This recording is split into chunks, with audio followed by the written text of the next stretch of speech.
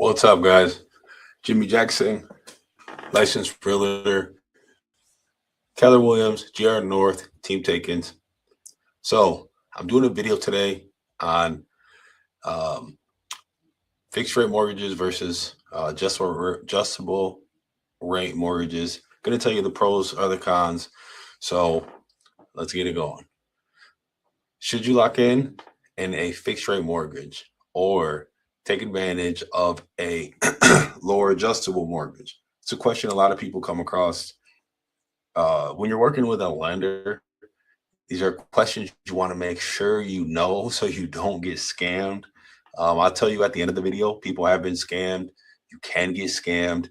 Um, and when you're getting a property, that's a big commitment you're getting into that can cost you a lot of money. So you want to know the difference between a fixed rate, which is fixed, something that doesn't change, and adjustable, something that changes over time. So uh, one of them gives you certainty and the other one gives you flexibility, kind of what I touch base on a little bit. So let's break this down simply so you can decide what actually fits your plan, what doesn't.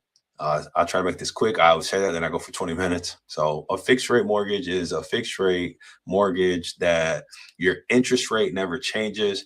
It don't change next year, not in 10 years, not in 20 years. Those are the key points. Fixed rate. Your monthly payment stays the same. It's the most predictable and stable option. That's something that most people get into. It's the long term. It's ideal for people who plan to stay in the home. Have the PITI, the principal, interest, taxes, and insurance. And when you pay it, your principal and your interest are going to fluctuate. You're generally paying your interest first and your principal. Your principal is like your equity in the property. It's what you're paying. Like you're paying down the amount you own on the actual home versus the interest on your property. My camera just went blurry. Yeah.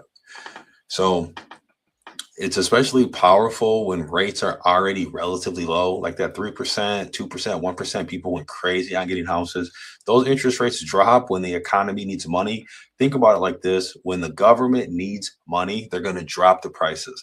If somebody needs money really bad and they're selling cars and they're struggling, they might drop their car prices to $5,000. If they bought the car for $1,000 or $2,000 and they sell them for $9,000, but they need money because their business is going bad and they sell them for 5,000 instead of 9,000, but they sell a lot more, a lot quicker.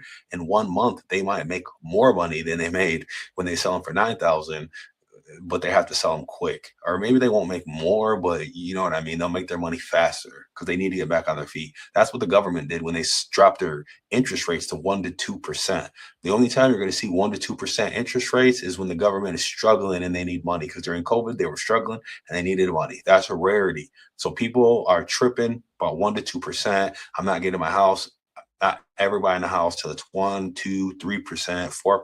You know what I mean? But that's going to be a rarity. That's only when the government is struggling. And a lot of people don't understand that concept when it comes to financial literacy.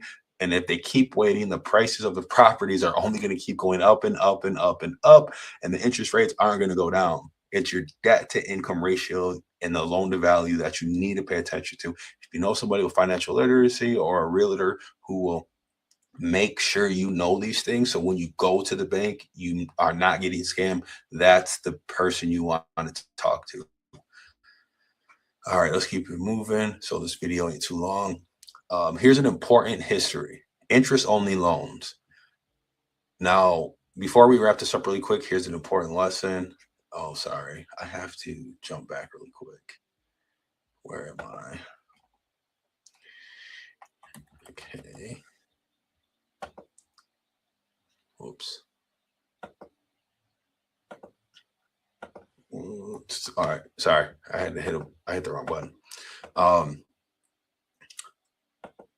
So what were interest only loans? So what is this doing?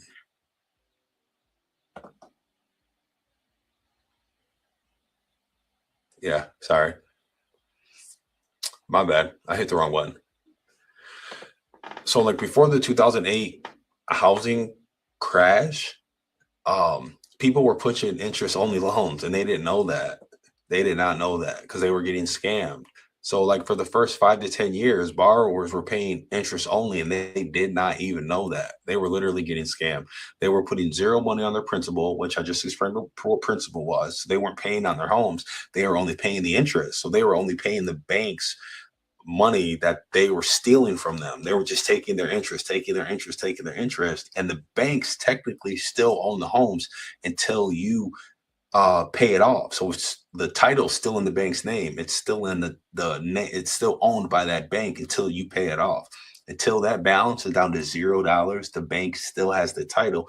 You have the deed. The term title and deed come from way back in the England days.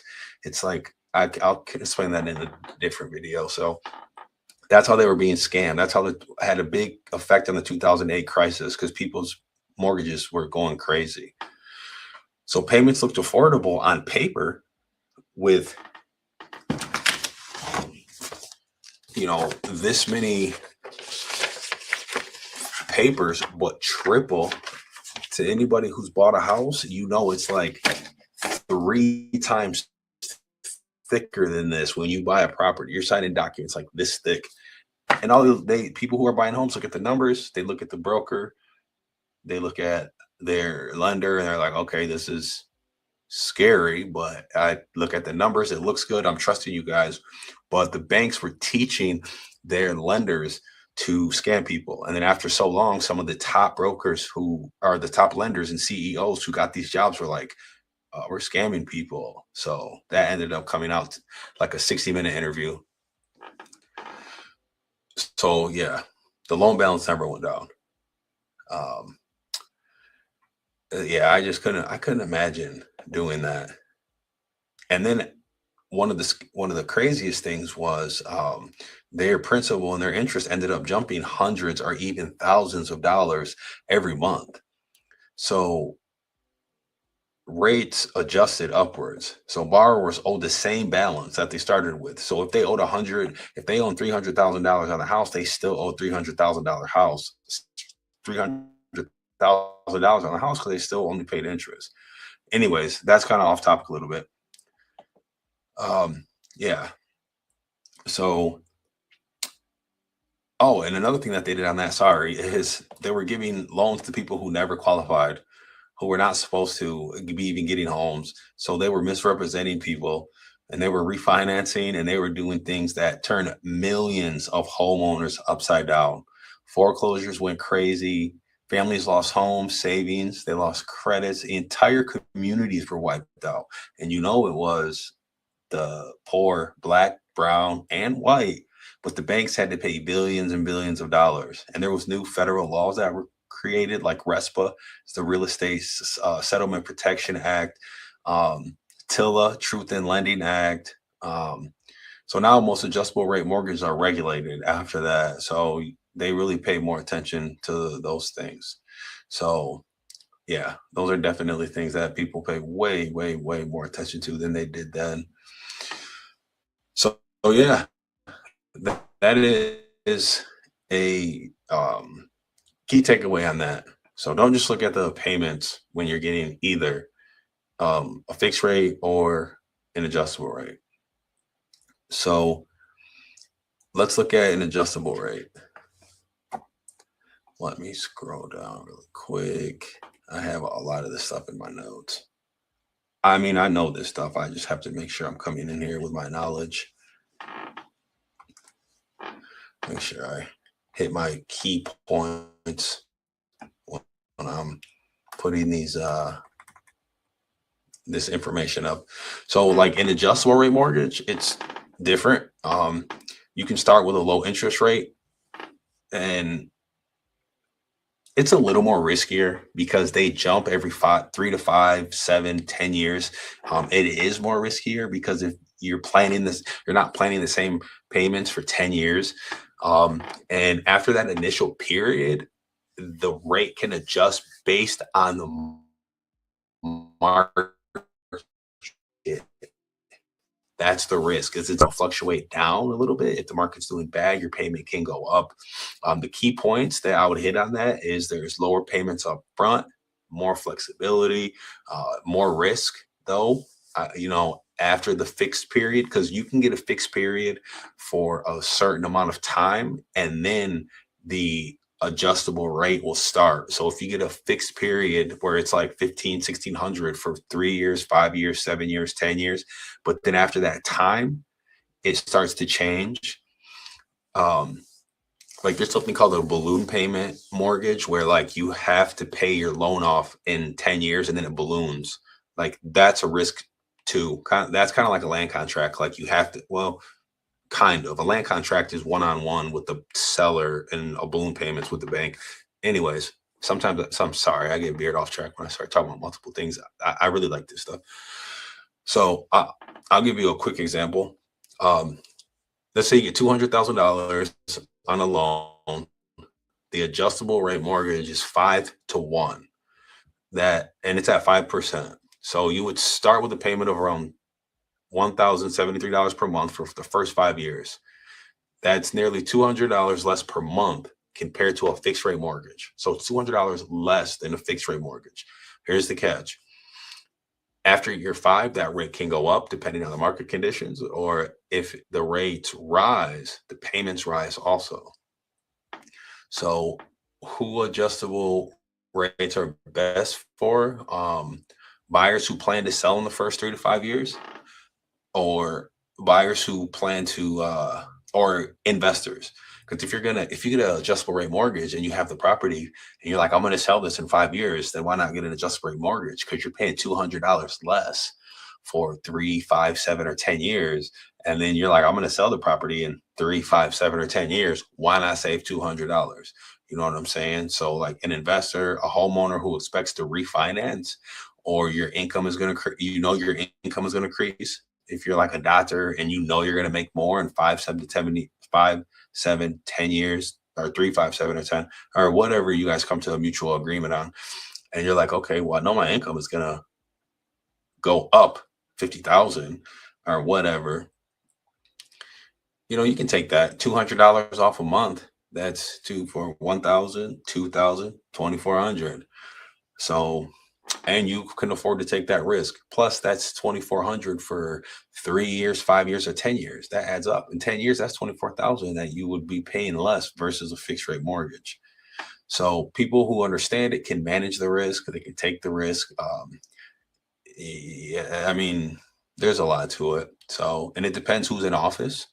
Like, what if you get it in 2028 when a whole new administration comes in and you're like, you trust them. You're like, I know the rates will go down with this new administration who's coming in. So I'll do a fixed rate mortgage for 3 years because they're going to be in for 4 years. And then when they leave, you have faith that the economy will still be on the upwards. It's just how you look at financial literacy pretty much. So like I said, the quick comparison is the fixed rate is stability, predictability, long term. The adjustable rate is lower upfront costs, short term advantage, higher long term risk. And it's kind of for two different people. Sellers, you're going to stay there longer. That's fixed rate. Adjustable rate, higher. You plan on selling the property, and not plan on, but if it just depends on the situation that you're in. So I'll wrap it up. The best mortgage isn't about chasing the lowest rate. It's about choosing the best loan that fits for you and fits for your life. So your goals, your exit strategy, if you want help running numbers for your situation, that's exactly what you do. You want to know what to do. You want to go with somebody that you trust. And if you have any questions, man, I can help you out. These are things that I love learning. These are things that I love reading about. These are things I love teaching about, working with people. The more I work with people, the more I'm also educating myself. I know these things, I just like to have a thorough script when I'm going into videos. So I'm not going all over the place. If you know me personally, kind of like when I started talking about the mortgage crisis, I went left and right and then up and then down. Because I've educated myself so much. If I'm talking about one thing, I can veer off, just like I just did right now. I started talking about one thing and then I switched over to how I love it and myself. And that's basically what I always do. So I like to have a layout of things. But anyways, if you have any questions, I can help you. I can connect you with good lenders, good banks, good loan officers. I can show you properties. I can help you fix your credit. Or if you just want to know how much your property is worth and you're like, maybe I'm considering selling, thinking about it, I would love to help you. Also, I wanted to show you this really quick. I'm going to take myself off of the video, and I really can't talk when I'm on it, but I'm just going to show you numbers if you want to look at it. Here's the feature of an interest, an interest rate and a fixed rate, and an example of the payments if you've made it this far through the video. So I'm just going to scroll through it slowly. You can pause the video if you actually want to look at it and check it out. You can just pause the video because I'm not going to scroll through the whole thing. So you're more than welcome to pause the video. So yeah, I'll remove myself real quick.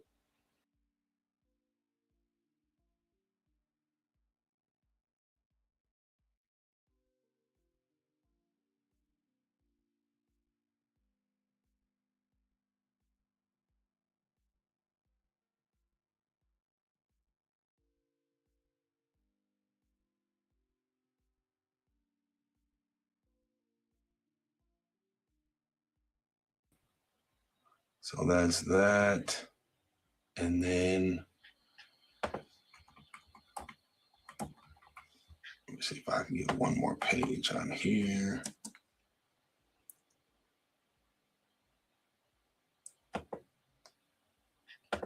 I'm going to try to get one more page on here really quick.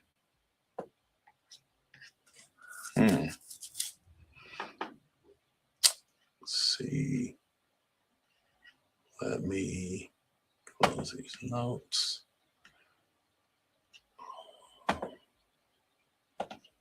Sorry, bear with me if you're still here. I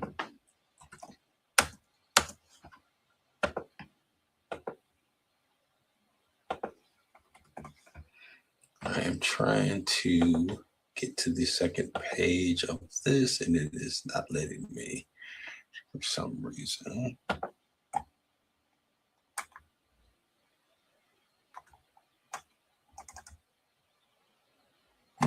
Interesting.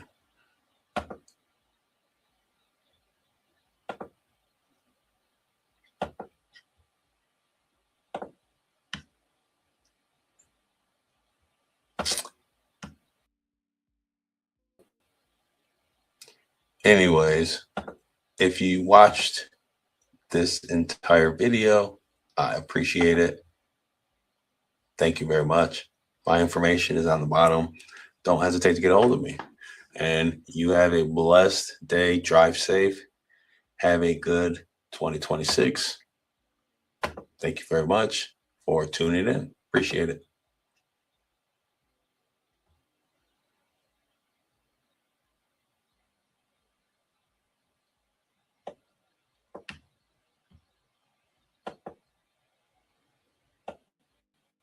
If I can find my damn outro.